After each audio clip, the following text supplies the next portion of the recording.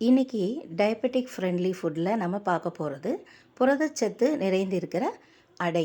இதுக்கு நம்ம சாதாரணமாக எப்பவும் அடை செய்வோமோ அதே பக்குவம் தான், ஆனால் சேர்க்கிற பொருட்கள் மட்டும் கொஞ்சம் வேறு.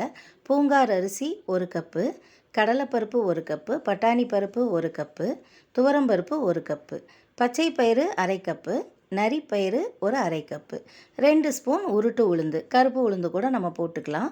இதோட 4 மிளகாய் வற்றல், காரத்துக்கு தகுந்த மாதிரி கொஞ்சம் கூடவோ குறைச்சோ நம்ம போட்டுக்கலாம்.